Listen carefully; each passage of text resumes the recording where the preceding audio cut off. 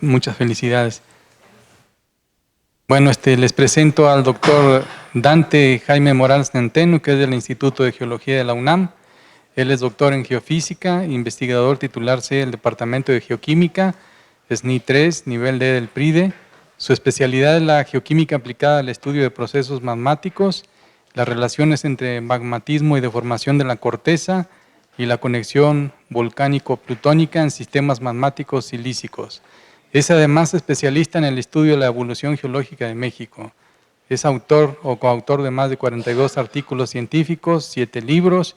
Su libro sobre la geología de México, publicado originalmente por la Facultad de Ingeniería y el INEGI, fue traducido al inglés y publicado por la Asociación Americana de Geólogos. Ha ocupado algunos cargos, por ejemplo, ha sido jefe del Departamento de Geología y Geotecnia de la Facultad de Ingeniería, director del Instituto de Geología de la UNAM y coordinador del Consejo Académico del Área de las Ciencias Físico-Matemáticas y de las Ingenierías de la UNAM, director de la Dirección General de Asuntos del Personal Académico, de GAPA, geólogo y jefe del área de petrografía de la Dirección General de Geografía del INEGI, coordinador de Geociencias de la Academia Mexicana de Ciencias, vicepresidente de la Sociedad Geológica Mexicana y presidente de la Sociedad de Geoquímica, presidente del Comité Asesor Científico para Fenómenos Perturbadores de Origen Geológico del Sistema Nacional de Protección Civil, presidente del Comité de Evaluación de Revistas Científicas y Tecnológicas del CONACYT y presidente de la Comisión de Honor del Consejo Universitario. Doctor. Muy bien, muchas gracias. Gracias, es para mí un placer y un honor estar aquí en esta reunión en conmemoración de los 60 años de José Antonio. José Antonio es un gran amigo, hemos tenido todo el tiempo charlas muy estimulantes sobre muy diversos temas, ¿no? Un día interesado en saber qué hacíamos en el campo los geólogos, me pidió que lo llevara a una salida de campo y fuimos a ver, en medio un poco de un ambiente selvático, fuimos a ver unos cortes de roca y descubrí algo muy interesante.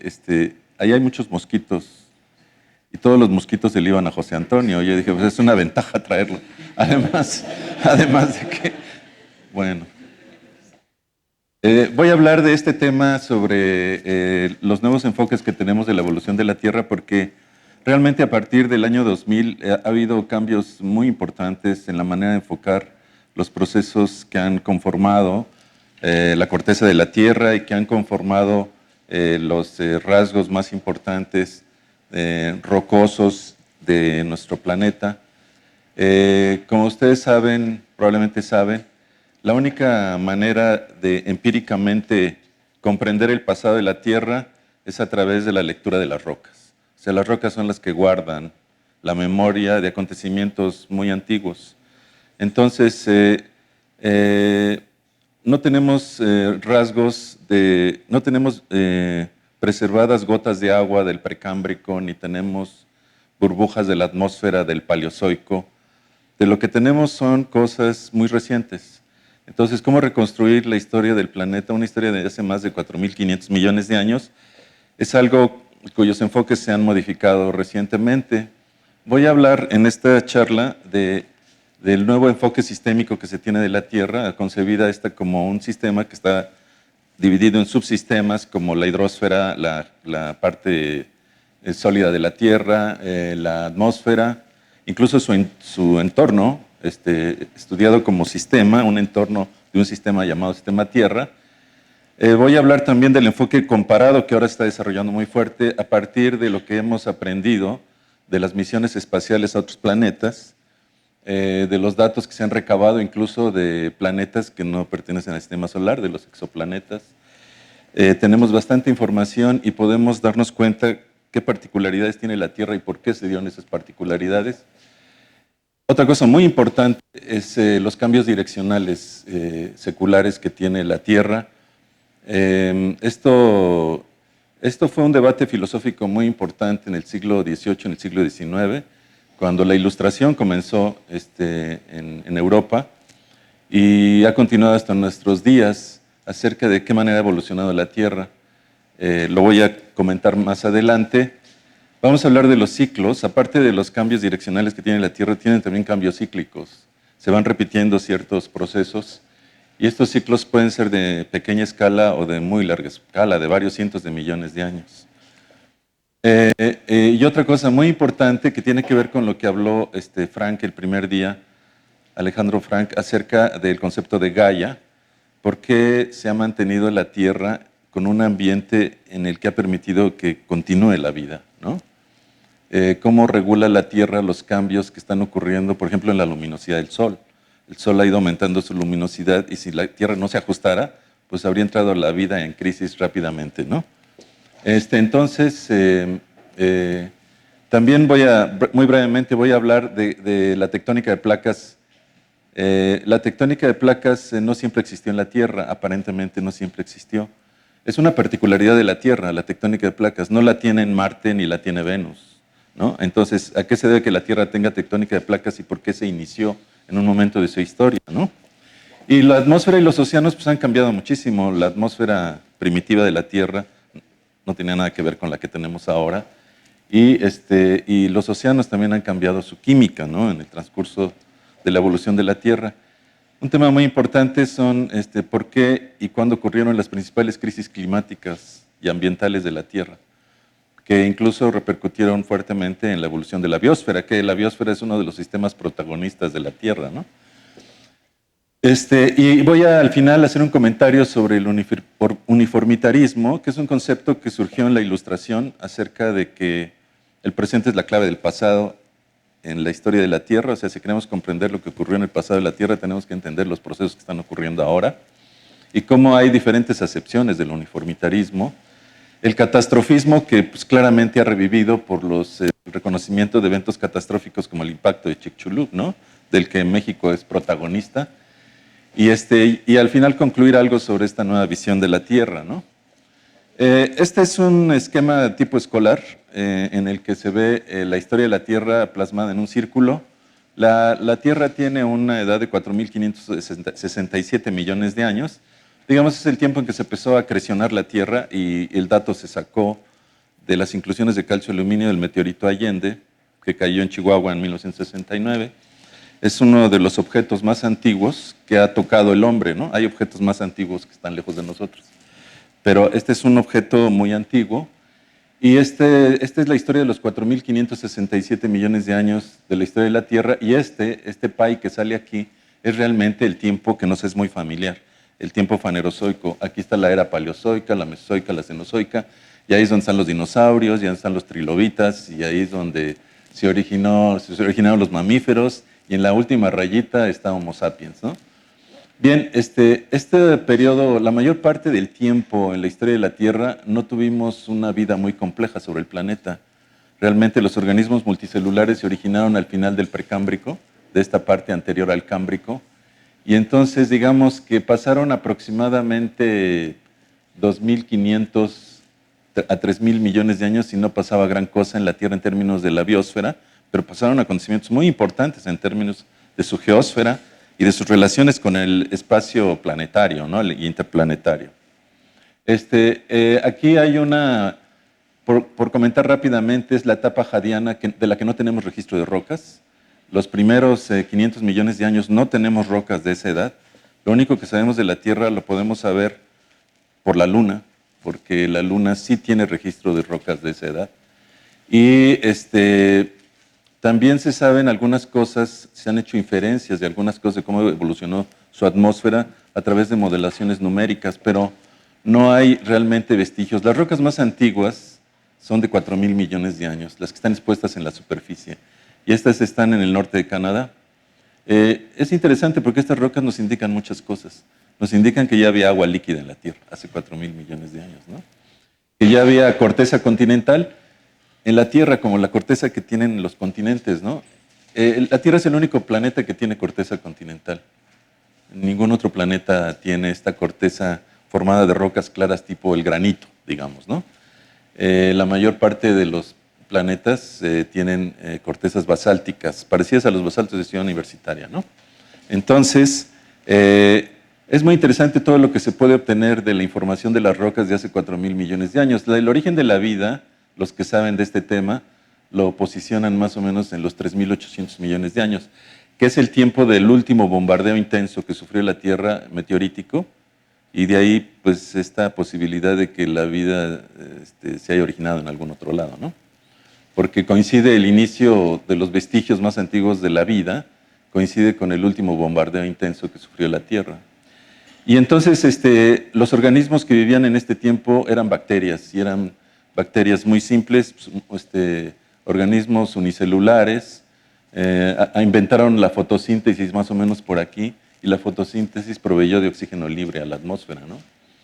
En esta etapa, entre la formación de uno de los grandes supercontinentes, Rodinia, y los eventos de congelamiento global de la Tierra, porque se congeló su superficie varias veces, le llaman la etapa o el periodo del aburrimiento, porque no pasó nada, ¿no?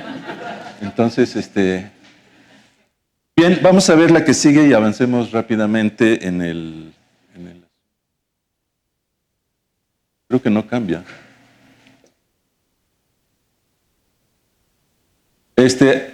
Voy a mencionar algunos eventos muy significativos en la historia de la Tierra muy rápidamente para que ustedes medio se ubiquen cuando ocurrieron las cosas.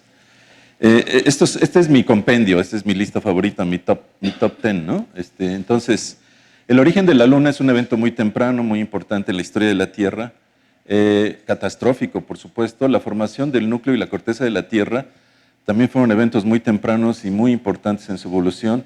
La etapa del bombardeo intenso, todo lo que sabemos del bombardeo tremendo que sufrió la Tierra en los primeros 500, 800 millones de años, que lo sabemos a través del análisis de la Luna.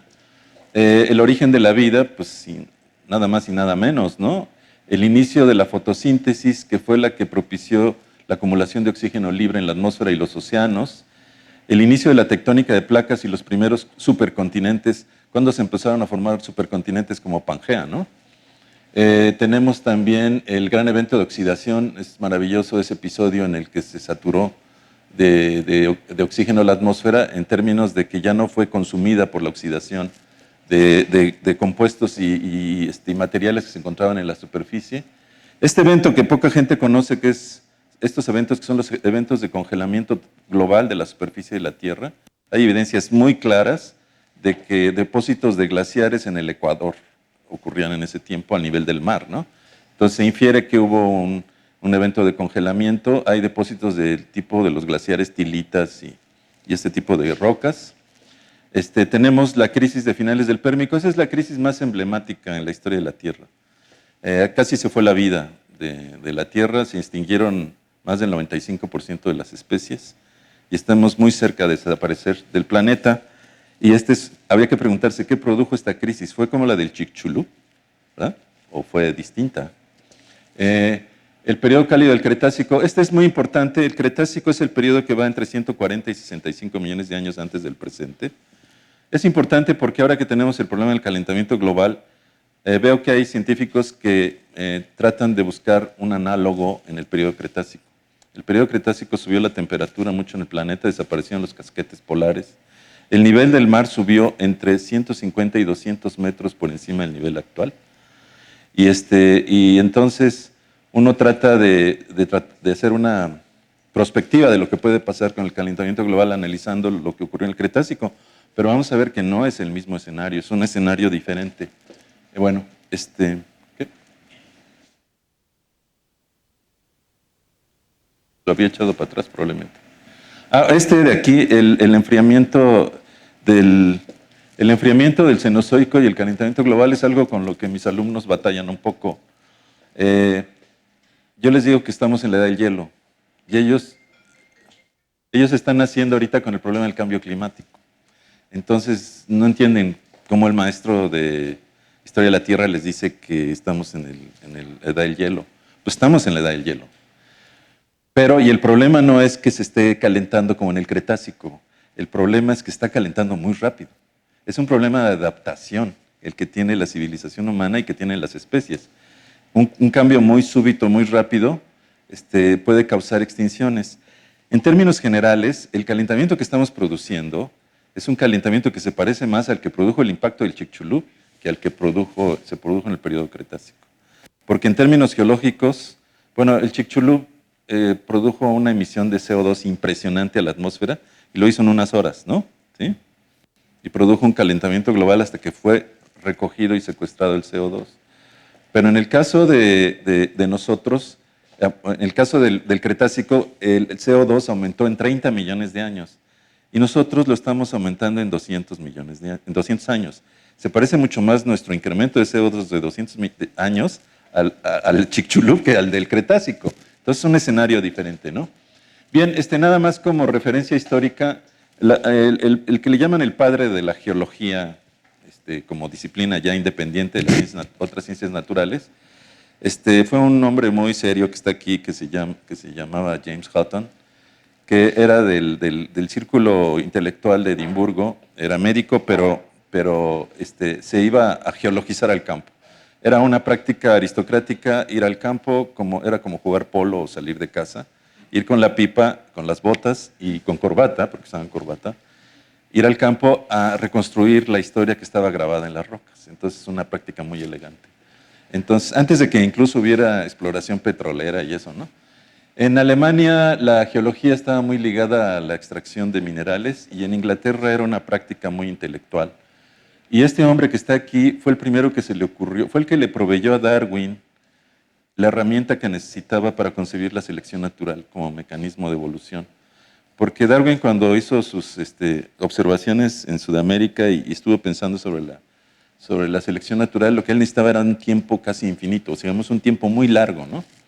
Y este hombre dijo, cuando analizó las capas de la Tierra ahí en la región de Escocia, decía que la Tierra era como un reloj eterno, estaba como en steady state, ¿no? Así en estado estable. Y acuñó una frase muy bonita que dice, no encuentro vestigios del principio ni perspectivas del final, ¿no? Entonces, la Tierra, las capas de la Tierra revelaban episodio tras episodio, episodio tras episodio, y parecía esto muy, muy largo, ¿no? Entonces, a partir de esas ideas se pensó que la Tierra tenía muchos millones de años. En cambio, en ese tiempo, Cuvier, un intelectual francés que estudiaba los fósiles en la cuenca de París, él dijo que la Tierra había sido una serie de catástrofes, una tras otra, y estaba influido un poco por los alemanes. Los alemanes eran mucho de reconstruir la corteza de la Tierra, un poco con ideas bíblicas todavía, ¿no? Había habido un mar primigenio, como el del diluvio de Noé, y en ese mar se habían depositado todas las rocas, incluso los basaltos, que ahora sabemos que son derrames volcánicos, ¿no?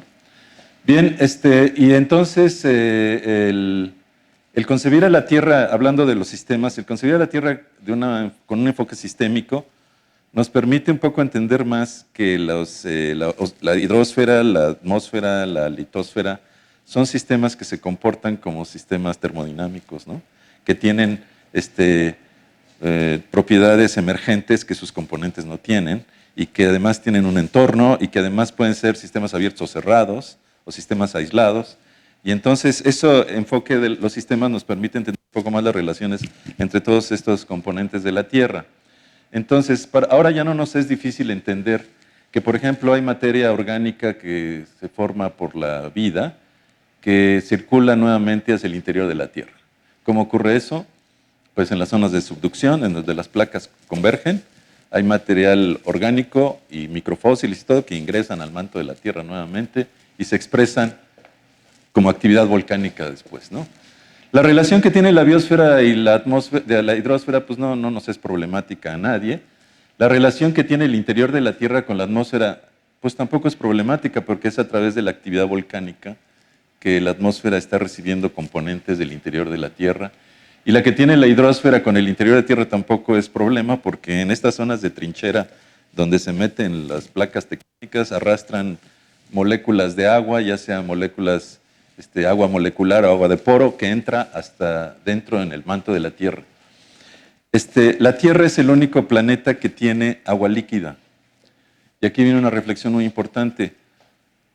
¿A qué se debe que la Tierra sea el único planeta que tiene agua líquida? Pues porque está en el espacio habitable, ¿no? Está a una distancia del Sol que le permite tener agua líquida. Hay características de los planetas que tienen que ver con su distancia al Sol, pero hay características de los planetas que no tienen que ver con su distancia al Sol, sino que se dieron por azar. En la última etapa de crecimiento de los planetas estuvieron varios cientos de embriones planetarios colisionando entre ellos en la parte interna del sistema solar. Y muchas de las características, por ejemplo, el hecho de que Venus gire al revés, es producido por una colisión en un eso es estocástico, digamos, ¿no? Y el hecho de que la Luna sea tan grande con respecto a la Tierra y que giren tan rápido los dos y que tengan ese momento es característico de una colisión muy grande que ocurrió entre un embrión planetario del tamaño de Marte y la Tierra, ¿no? El hecho de que Mercurio tenga un núcleo metálico muy grande y una envoltura pétrea muy pequeña también se debió a una gran colisión. El hecho de que Marte tenga dos rostros, el hemisferio norte es liso y el hemisferio sur es caracterizado, se debe a un gran impacto que sufrió Marte en su hemisferio norte. Entonces, que digamos los planetas son una combinación que resulta de su distancia al Sol, pero también que resulta de procesos que ocurrieron por azar al inicio de la formación de los planetas.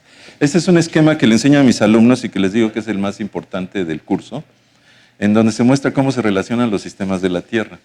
Esa es la escala geológica del tiempo de 150 millones de años para acá, o sea, lo de ayer, ¿no? Lo hace poquito. 150 millones de años. Este que se ve como si fuera un código de barras es el registro de la inversión de las inversiones del campo magnético de la Tierra. Pues el campo magnético de la Tierra, como muchos de ustedes saben, los físicos y eso saben, que se origina en el núcleo externo líquido, en el núcleo metálico externo de la Tierra. No es algo que sea superficial, sino es algo muy profundo, ¿no? Y este campo se invierte cada cierto tiempo, en promedio cada medio millón de años, es digamos de los ciclos de corta escala. Pero fíjense, aquí en el Cretácico, en el periodo cálido, hace alrededor de 100 millones de años, hubo un periodo en que no se invirtió el campo magnético. Esta barra negra que está aquí nos indica que no se invirtió el campo magnético. Eso coincide curiosamente con una etapa en la que hubo mucha producción de magmas en los fondos oceánicos. En el Pacífico hubo una súper gran erupción gigantesca que generó mucho CO2 y que ayudó al calentamiento global. Coincide con la etapa en la que no hubo inversión del campo magnético y coincide con la etapa en la que se reconocen grandes centros volcánicos en los fondos oceánicos. Todo eso produjo que en la atmósfera se incrementara el CO2 y que se produjera un calentamiento global por el efecto invernadero. También ocurrió que cambió la química de los océanos. A raíz de todo esto hubo más iones de calcio disueltos en el mar. Cambiaron las relaciones isotópicas de las rocas que se formaban en el fondo del océano. Por ejemplo, en el caso de la relación estroncio 87-86, fue más baja en el Cretácico y actualmente es más alta. Y también ocurrió que el nivel del mar subió hasta posiciones casi de 200 metros por encima de la posición actual, y esa es la temperatura de la superficie de la Tierra inferida a través de los isótopos de oxígeno 16-18. Eso hizo que perdieran vitalidad las corrientes oceánicas, se estancara el agua del mar y se generaran depósitos, como no había mucha oxigenación en el fondo del océano, muchos depósitos de materia orgánica que secuestraron el CO2. O sea, la Tierra empezó a tener una reacción, como si fuera Gaia, ¿verdad? Y empezó a secuestrar CO2 porque se había incrementado mucho. ¿Qué relación puede tener un fenómeno que tiene que ver con el núcleo externo líquido con otro que tiene que ver con el manto, con la composición química de la atmósfera, con las relaciones isotópicas de estroncio en el fondo marino y con estos cambios en el nivel del mar? Pues lo que hemos aprendido ahora es que cuando ha habido grandes supercontinentes, el nivel del mar es muy bajo, la cantidad de CO2 en la atmósfera es baja, y cuando tenemos nosotros dispersos los continentes, el nivel del mar es muy alto, hay mucha expansión del piso oceánico, hay mucho CO2 en la atmósfera y hay calentamiento global. Y yo les pregunto, ¿en cuál estamos ahorita? Pues todos mis alumnos dicen, no, pues en continentes dispersos, ¿no? Pues no, estamos en supercontinente, porque está el nivel del mar muy bajo, estamos en la edad del hielo, la temperatura de la atmósfera es baja, de la superficie es baja, teníamos cantidades de CO2 muy bajas, ¿no? 0.03% o 300 partes por millón, que es lo mismo, que subió ya a 0.04%. Marte tiene más del 95% de CO2 en su atmósfera, ¿no? Entonces, vamos a ver la que sigue. El enfoque comparado lo que nos ha permitido es entender estas diferencias que hay entre la Tierra y nuestros hermanos, los planetas terrestres, y la Luna misma, ¿no? La Tierra, a diferencia de Mercurio y de Marte y de la Luna, no tiene una superficie craterizada. ¿Por qué? Porque es un planeta muy grande que todavía disipa mucho calor a través de un mecanismo que se llama tectónica de placas, ¿no? que tiene que ver con los movimientos advectivos en el manto. Es un enfriamiento por advección, que por cierto no es en estado líquido, es en estado sólido.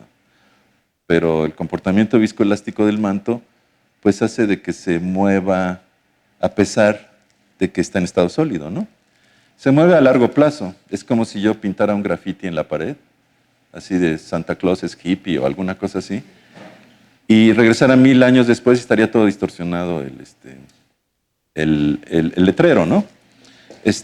Entonces, las placas se mueven a la velocidad que nos crecen las uñas. Entonces, pues sí, ¿por qué? ¿Por qué se mueven tan lento? Pues porque el manto es muy sólido. Nos lo dicen las ondas sísmicas, que el manto está en estado sólido. Muy duro, ¿no? Y entonces, pero es muy dinámica la Tierra, se mueven sus placas a centímetros por año y cambia su rostro constantemente. Lo mismo es el caso de Venus. Venus no tiene tectónica de placas. Venus, en vez de tener su corteza fragmentada, como su litosfera fragmentada como la de la Tierra y moviéndose una con respecto a otra, realmente es una sola envoltura, como si fuera la cáscara de un huevo, ¿no? Entonces está rígida su litosfera y no se mueve. Entonces los volcanes rompen esa litosfera y forman grandes centros eruptivos. En Venus se han detectado erupciones volcánicas actuales, entonces es un planeta vivo. Mercurio es un planeta craterizado, sus cráteres son de hace muchos miles de millones de años, de los tiempos muy tempranos en la evolución de los planetas. La Luna lo mismo, sus derrames de las Marías son también muy antiguos. Y Marte tiene cráteres muy antiguos también en toda esta región. Bueno, vamos a ver la que sigue.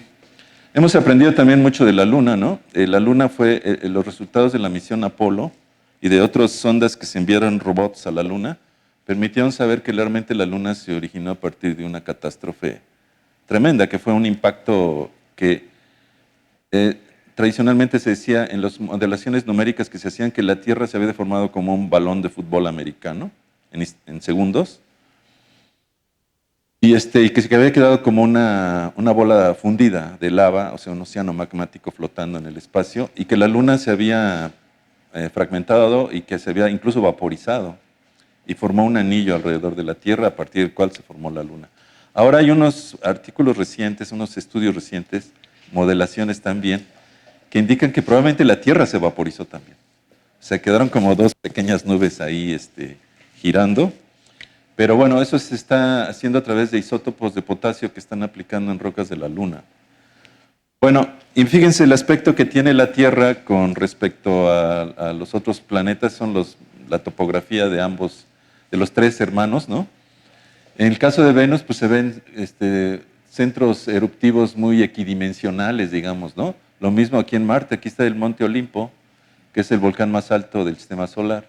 En Marte, aquí está la cuenca de Elas, el hemisferio norte liso y el hemisferio sur cacarizo, ¿no?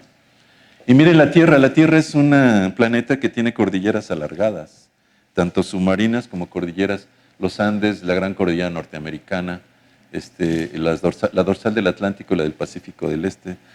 Es un planeta con un aspecto muy diferente debido a la tectónica de placas. Y esta es la parte muy interesante, las variaciones seculares en el sistema solar y en la Tierra nos confrontan con algo que no se puede resolver tan fácilmente. El Sol ha ido aumentando su luminosidad, pues de acuerdo al concepto de la secuencia principal desarrollada en astronomía, ¿no? Se estima que cuando la Tierra era muy joven, el Sol iluminaba 30% menos de lo que ilumina ahora, y entonces pues la idea sería que la Tierra debería haber estado congelada, ¿no? ¿Sí? Pero no estuvo congelada, hemos encontrado muchos vestigios aquí de que había agua líquida en la superficie de la Tierra. Entonces, eso genera una paradoja que le llaman la paradoja del Sol débil. Esa paradoja, la pregunta que nos hacemos es ¿por qué había agua líquida si el Sol iluminaba tan poco? Y bueno, pues no faltó quien dijera rápidamente, había más CO2 en la Tierra y funcionaba mejor el efecto invernadero y nos protegíamos eso nos protegía del Sol débil, ¿no? Que no nos congeláramos. Pero eso generó una monstruosidad más grande. O sea, la Tierra ha ido secuestrando el CO2, la biosfera ha ido secuestrando el CO2 y se ha ido acoplando con el Sol. ¿Sí? El Sol va aumentando su luminosidad y la biosfera va secuestrando poco a poco el CO2 y va disminuyendo el efecto invernadero. ¿Por qué ocurre eso? Otro cambio secular pues, ha sido el de la duración del día en la Tierra, y ese pues, también lo entienden muy bien los astrónomos y los físicos. Los días en el arcaico, en el arqueano, hace 4.000 millones de años, los días duraban 12 horas o 14 horas, y ahora duran 24 horas, ¿no? Entonces, pues han cambiado los ciclos circadianos de los organismos que vivían entonces con respecto a los de ahora, ¿no? Y eso se debe pues, a los jalones gravitacionales que se dan por las mareas que ocurren en la Luna y en la Tierra, ¿no? Les decía miren, esta es la variación del CO2 para el Fanerozoico desde hace 600 millones de años y ha ido descendiendo secularmente. Tiene señales cíclicas sobrepuestas, pero ha ido descendiendo secularmente. En cambio, la temperatura de la Tierra se ha mantenido más o menos, sacando un promedio, se ha mantenido constante. Es como el cuerpo humano, ¿no? Que mantiene su temperatura a 36.5. Y si subimos tantito, sudamos muchísimo, y si bajamos, titiritamos. Y la Luna ha tratado de mantener también su temperatura, la Tierra ha tratado de mantener su temperatura más o menos constante. ¿Por qué ha ocurrido esto? Pues, ¿por qué razón la biosfera actúa como si fuera un ser vivo y reduce la cantidad de CO2 gradualmente a medida de que va aumentando la luminosidad del Sol? Ese es el gran problema ahora con el estudio de la Tierra, ¿no? James Lovelock lo planteó, Alejandro Frank también mencionó a James Lovelock en su primera conferencia, lo planteó en los años 60, de que la Tierra se comportaba como un ser vivo y le llamó a ese concepto Gaia, ¿no? Entonces, tiene muchos cambios seculares la Tierra. Por ejemplo, su temperatura interior ha ido bajando y su viscosidad ha ido subiendo. Es probable que esta condición viscoelástica que yo les decía hace un rato del manto sea más reciente, que al principio de veras hubiera sido un manto fundido, ¿no? También ha cambiado la tectónica de placas. Al principio debe haber habido una litosfera como la de Marte y Venus, continua, y después se fragmentó en algún momento en la historia de la Tierra. Y sobre estos cambios seculares que ocurren a lo largo de miles de millones de años, se sobreimponen otros cambios y se forma una señal complicada, ¿no? Uno de los cambios cíclicos que todos conocen son los ciclos de Milankovitch, que se deben a las variaciones en el movimiento de la Tierra, su movimiento de rotación y traslación. Las inversiones del campo magnético que yo mencionaba, que se deben a fenómenos que ocurren en su núcleo externo líquido. Las variaciones cíclicas en la duración del día, también por temas gravitacionales en el núcleo de la Tierra. La Tierra no gira homogéneamente y entonces tiene variaciones de muy corta escala, diarias. El Niño, pues son fenómenos marinos que ocurren en el Océano Pacífico, y la Niña también, ¿no? Que son periodos de 4 o 5 años. Y de gran escala tenemos el ciclo de Wilson, que es la formación de supercontinentes y su dispersión. La formación de continentes y su dispersión, y cada ciclo dura 100 o 200 millones de años, ¿no? Entonces, tenemos ciclos de gran escala. Y luego los circuitos o ciclos biogeoquímicos, que son los que ahorita nos ocupan mucho en el estudio del cambio climático, que es el ciclo del carbono, el nitrógeno, cómo ciertos compuestos ingresan a la hidrosfera y de la hidrosfera son transferidos a la litosfera y de la litosfera nuevamente a la atmósfera y luego a la hidrosfera. Esos son más que ciclos, son circuitos. Estos son los importantes supercontinentes que se han formado en la historia. Todos conocen el de Pangea, ¿no? Es el que conocen, pero realmente ha habido 5. Está Kenorandia, que debe haberse formado hace 2.700 millones de años. Nuna, hace como 1.800. Rodinia, que es cuando se formó la corteza de México, principalmente, fue hace 1.000 millones de años. Y Pangea, que es de hace aproximadamente 200 millones de años, ¿no? Hay un debate muy importante en el estudio del inicio de la tectónica de placas, y entonces hay una diversidad de opiniones. Hay quien opina que se inició hace 4.200 millones de años y otros que piensan que se inició hace 850 millones de años. El debate está muy interesante y está en curso, ¿no? Y tiene que ver con modelaciones que se hacen de la evolución térmica y termomecánica del manto de la Tierra. Pero la visión un poquito más aceptada, digamos, es de que al principio no había tectónica de placas en la Tierra, después empezó a haber una tectónica de placas episódica, y actualmente ya hay una tectónica de placas continua, ¿no? Es más o menos el consenso que hay. Bien, la química de los océanos ha ido cambiando también debido a la tectónica de placas. Entonces nosotros tenemos que cuando hay niveles altos del mar y hay una tasa de expansión del piso oceánico muy fuerte y mucha actividad volcánica, vamos a tener que el nivel del mar es elevado. Actualmente el nivel del mar es bajo, por eso tenemos condición de supercontinente. Es un continente muy chafa, ¿no? Es un continente muy imperfecto, pero es un supercontinente. Está África pegada a Europa y Europa a Asia, ¿no? Y luego se va el pico de Asia, se va hasta casi Australia, por donde está Indonesia y todo eso por allá. Y luego América surca de polo a polo casi, ¿no? La Tierra. Y un detalle que caracteriza a los supercontinentes son las cadenas montañosas muy elevadas. Porque cuando hay dispersión de continentes, la Tierra es muy lisa. En el último periodo de expansión de los continentes, de fragmentación de los continentes en el Cretácico, en el periodo cálido, había muy pocos lugares que rebasaban los 3.000 metros de altitud. Y aquí los rebasamos cuando vamos a echar una quesadilla a Tres Marías, ¿no? Entonces, hay grandes extensiones de más de 4.000 metros de altitud, como la meseta del Tíbet o la meseta de Puna en Argentina. Bueno, pues una posible respuesta al tema de por qué la biosfera puede regular estos cambios que tiene la Tierra debido a su evolución interna y seculares, debido a su evolución interna y a la evolución del Sol, son los procesos de retroalimentación positiva y negativa y el concepto de Daisy Ward, ¿no?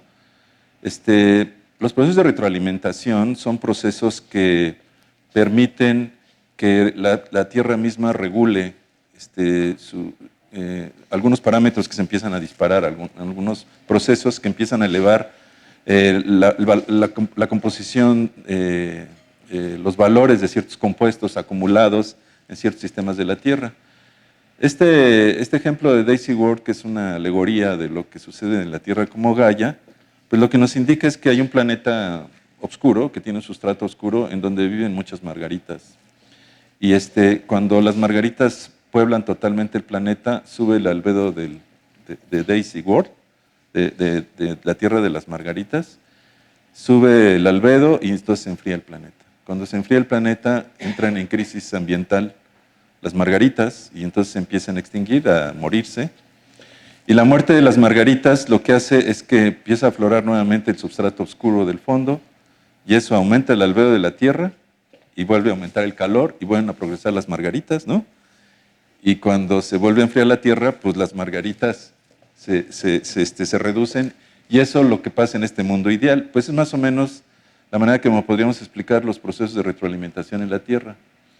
El clásico ejemplo con el que enseñan a los muchachos los procesos de retroalimentación en ingeniería y en todo eso es de que es del cobertor eléctrico, ¿no? Yo estoy acostado con un cobertor eléctrico y entonces a mí si subo la temperatura del cobertor, me sube la temperatura del cuerpo y entonces yo lo que hago cuando ya estoy sudando es bajarle al regulador, ¿no? Para que baje la temperatura.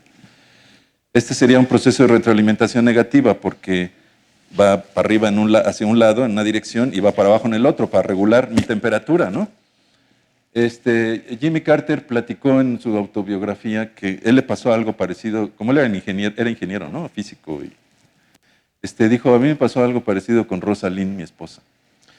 Cuando era presidente de los Estados Unidos, se compraron un cobertor eléctrico porque la Casa Blanca estaba muy fría.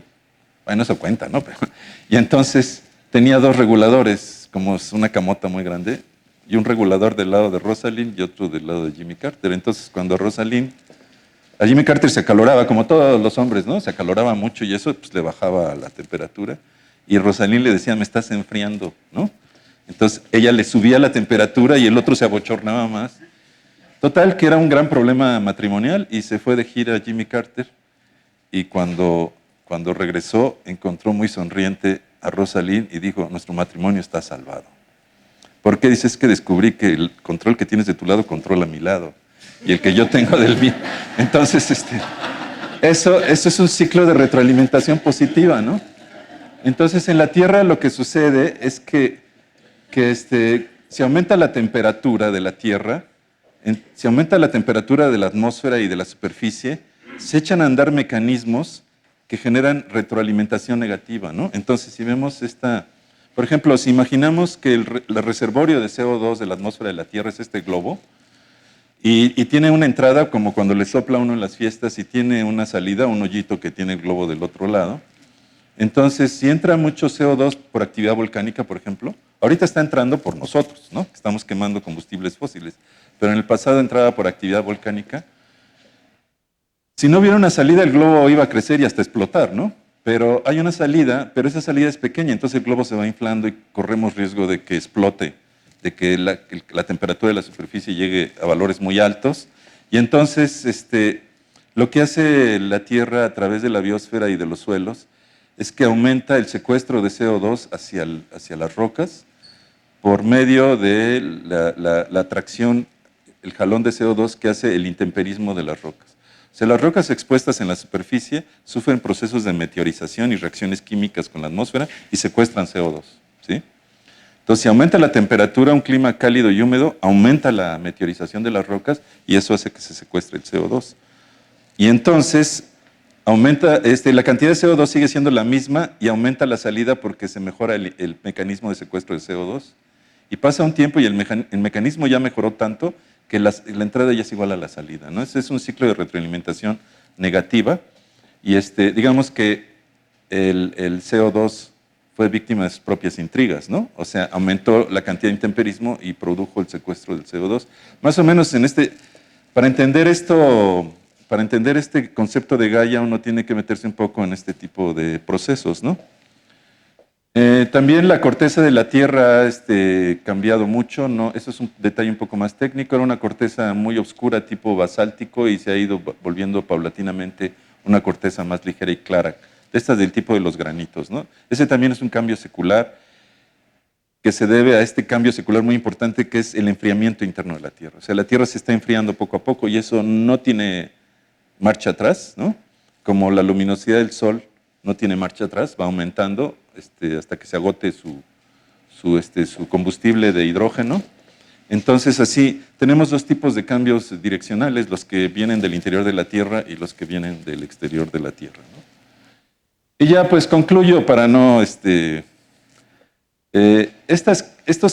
combinación de cambios seculares y cambios cíclicos, cambios direccionales y cambios de ida y de regreso, han producido grandes crisis en la historia de la Tierra ambientales. Estas son las que le llaman las Big Five, que son las crisis más emblemáticas. Les mencioné la del Pérmico, que es esta que casi acabó con la vida en la Tierra, pero hemos tenido varias. Una es la del final del Cretácico, producida por un agente externo, no producida por la interacción de los sistemas, sino por el entorno, ¿no? Una. Tenemos esta de aquí, que fue producida por un fenómeno interno, que es una erupción gigantesca en Siberia que produjo una emisión de CO2 muy grande, y esa perturbación térmica que ocurrió debajo de Siberia no se entiende muy bien por qué ocurrió, pero es interna totalmente, y esta es maravillosa, porque esta es una crisis que produjo la propia biosfera. ¿Sí? La propia biosfera ha causado crisis, por ejemplo, la excesiva emisión de oxígeno libre ha producido enfriamientos del planeta, ¿no? Y eso no se le puede atribuir más que a la reproducción muy grande de bacterias, a la superproducción de cianobacterias. Pero en este caso, aquí fue organismos fotosintetizadores del océano que produjeron el enfriamiento de finales del Ordovícico. Este de aquí se debe a la tectónica de placas porque fue la ruptura de Pangea y la apertura del Atlántico Norte la que produjo esta crisis. Entonces, digamos que la nueva visión de la Tierra lo que nos muestra es que hay que entender a la Tierra como un sistema complejo que está compuesto de componentes que a su vez se consideran sistemas, que tienen interacciones complejas y que la Tierra en su conjunto tiene cambios direccionales y cambios cíclicos que resultan tanto de la influencia del entorno del sistema como de la evolución interna del sistema. Eso es más o menos como ahora estamos viendo la Tierra, digamos, a partir de los 2000 y así se va progresando en el entendimiento de estas crisis, por ejemplo, ¿no? Bueno, pues muchas gracias. Felicidades, José Antonio. Fue un honor estar aquí. Gracias.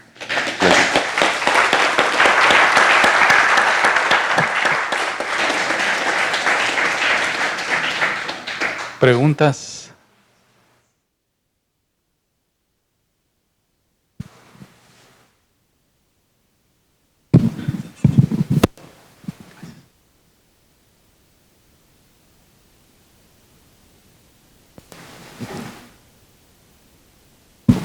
Yo tengo dos. Sí, adelante. Una, primero habías mencionado que al principio no había placas tectónicas. Sí. ¿Qué fue lo que provocó que hubiera placas tectónicas? Sí, esa es una pregunta que no está resuelta. Hay varias contribuciones ya de la última década. Ese es el tema de la última década. ¿Por qué si se inició la tectónica de placas? Tiene que ver con la presencia de agua líquida. Pero si había agua líquida desde antes, ¿por qué antes no se había iniciado la tectónica de placas? Tiene que ver con el agua líquida y tiene que ver con la disipación del calor en el manto de la Tierra. Al principio el manto debe haber sido líquido. Entonces no había una tectónica de placas como tal, había advección en el manto y conducción en la litosfera externa, pero no había suficiente fuerza de arrastre de un manto viscoso sobre una corteza, una litosfera externa, ¿no? Cuando se solidificó el manto y siguió fluyendo viscoelásticamente, es cuando pudo haber arrancado la tectónica de placas.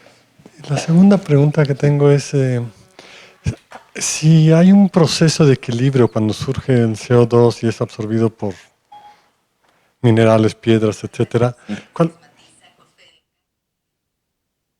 El Siri que no yo.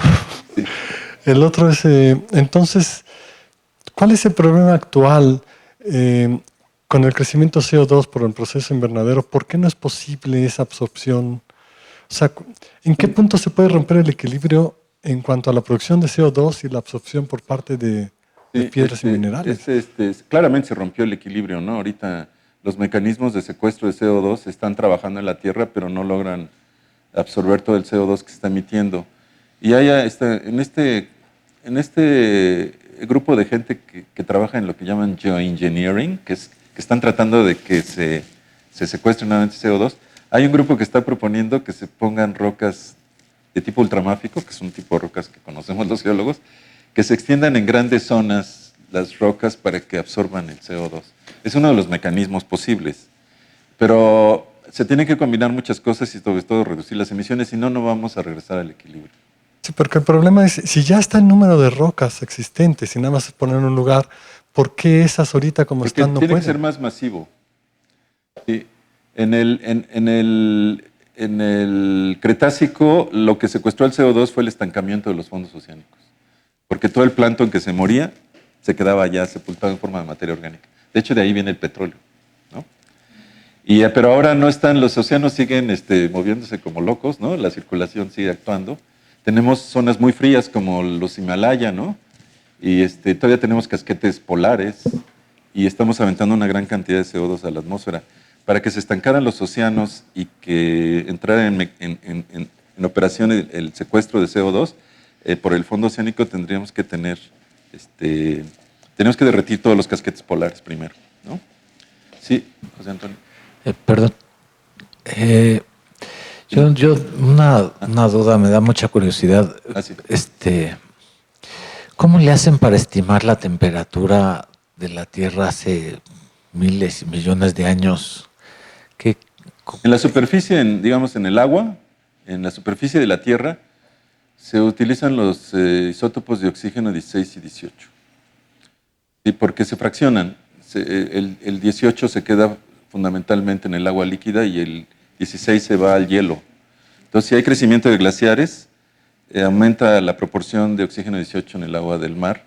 Y no tenemos agua de ese tiempo, pero las conchitas, los fósiles, los foraminíferos y eso, forman su caparazón de carbonato de calcio y toman el oxígeno del mar. Y ahí es donde, analizando esas conchitas, se ve que se aumentó el oxígeno 18 y por lo tanto había secuestro de 16 en glaciares. Así se sabe. Y en el interior de la Tierra pues hay otros parámetros. Hay el tipo de rocas, el tipo de basaltos que salen del interior nos dice más o menos a qué temperatura está el manto de la Tierra. Son aproximaciones estándar ahora para reconstruir la historia de la Tierra. Sí. Ahora sí, José Antonio, el homenajeado. Bueno, pues muchas gracias por cuando comenzaste. No, por una muy interesante plática. Yo quería preguntarte sobre la formación de la Luna. Que el evento fuera cataclísmico es claro. Bueno, se pueden imaginar, ¿no?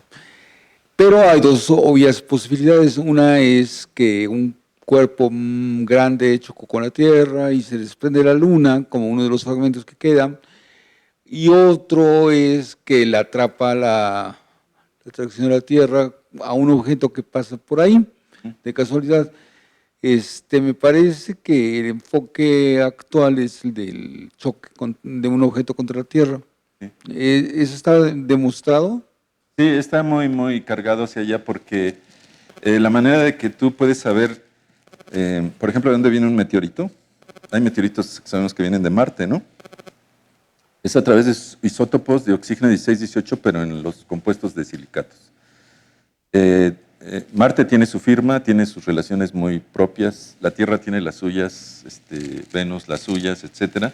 Entonces uno puede distinguir la procedencia de ciertos materiales analizando en sus compuestos silicatos la relación oxígeno 16-18. Y la Luna y la Tierra tienen la misma.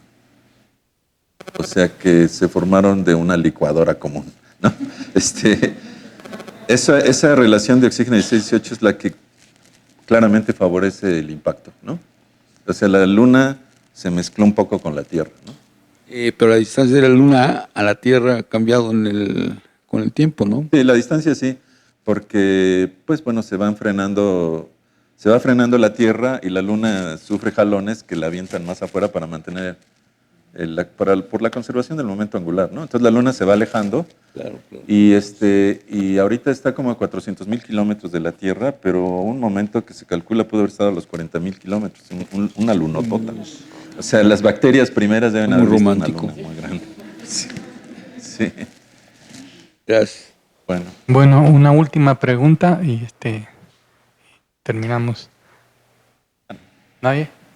Bueno, a ver, Silvia. Silvia siempre me hace preguntas difíciles. No, muchas gracias por tu plática. Una pregunta que seguramente cualquier físico sabe, pero yo no sé. ¿Por qué cambia la polaridad, el magnetismo de la Tierra? ¿Por qué se invierte? Parece que no solo ocurre en la Tierra, ¿no? Sino ocurre en las estrellas, ¿no? Las estrellas también están invirtiendo su campo magnético. No entiendo muy bien, pero hay dos escuelas de pensamiento. Una que sea un proceso espontáneo inherente al movimiento convectivo, ahí un poco caótico en el núcleo externo líquido. Han hecho modelaciones y el cambio, después de cierta evolución, el campo magnético se invierte. Primero se reduce mucho y luego se invierte. No sé por qué ocurre eso. En los dínamos autoexcitados así han modelado y funciona de esa manera. Y la otra escuela de pensamiento es que las placas tectónicas tengan algún rol, porque ahora se ha visto que las placas tectónicas se meten en las zonas de subducción, donde convergen las placas, y llegan hasta el fondo del manto, de manera viscoelástica. No entran en agua, ¿no? Pero se van viscoelásticamente, y el arribo de diferentes placas con diferentes composiciones y eso produce perturbaciones térmicas en la parte externa del núcleo metálico, y eso hace que se invierta el campo magnético. Son las dos escuelas de pensamiento, pero no hay acuerdo. Los físicos lo han hecho a través del dínamo autoexcitado y han hecho sus modelaciones y eso, y sí invierten los campos magnéticos de manera espontánea. ¿Qué sucede en la Tierra? Pues nada, pues ya no funcionaría la brújula. Sí se... No, baja la intensidad del campo magnético mucho y luego ya se invierte. Y el problema es de que se perturba mucho la magnetosfera. La magnetosfera nos protege de mucho de las radiaciones, ¿no? Entonces parece que cada vez que hay inversión en el campo magnético de la Tierra hay una bajada en el número de especies que sufren por las radiaciones de los ultravioleta. Sí. Ojalá no se invierta. En promedio se invierte cada medio millón de años y la última fase 650,000 años. O sea que estamos. Pero es un proceso lento de miles de años. Desde miles de años. Sí. bueno, pues agradecemos al doctor Morán. Bueno, gracias.